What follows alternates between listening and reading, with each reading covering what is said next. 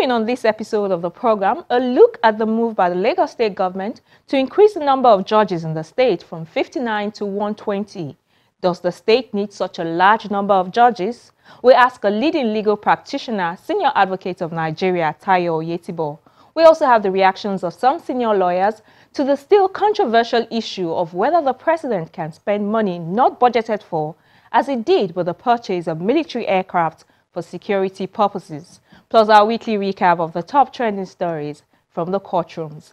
Hello and welcome to this episode of Law Weekly. I am Shola Shoyeli.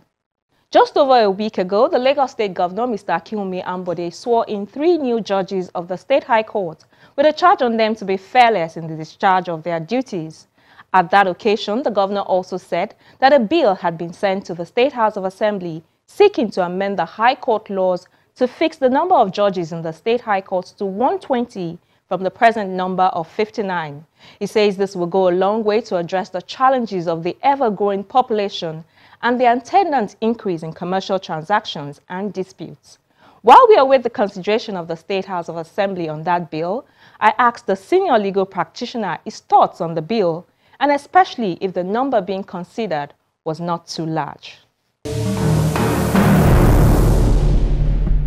Well, I think it's very much necessary. Lagos State is underpopulated with judges. The number of judges that you have in Lagos State are grossly insufficient for the volume of work that they have to cope with. I rather think that they should actually increase it to 150 so that they don't have to go back again to amend the law.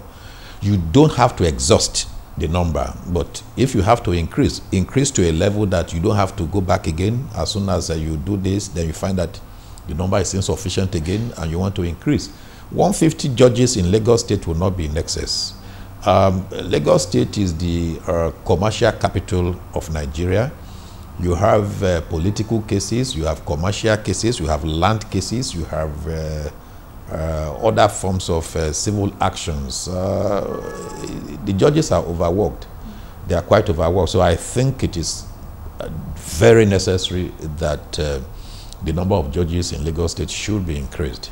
These challenges that you've enumerated as regards to Lagos State judiciary, is this something that you would say is peculiar to Lagos, or is this something that other states should also consider? Well, you have to situate the peculiar situation of Lagos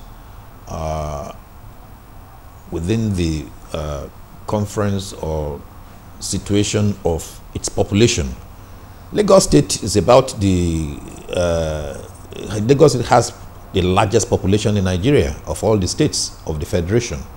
And if you are going to extend it to other states, you must look at the population of the state concerned, the number of judges. There are judges where most of the judges don't have enough to do. So it cannot be a general solution to all the judiciaries in the country. You also have to look at the financial situation of each state that is concerned, whether they are able to sufficiently equip those judges that will be brought on board.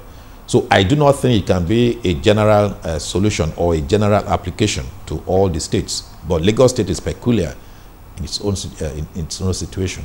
I want us to talk about the criteria for the appointment of judges, because I know that there have been moves in the past, especially at the federal level, to have senior members of the bar go to the bench, and it has not proven to be successful. So what should we look at in terms of criteria for the appointment of this number of judges that we're talking about? Well, the constitutional requirement for the appointment of judges to the High Court bench is just 10 years experience at the bar. That is basic qualification, what the Constitution requires.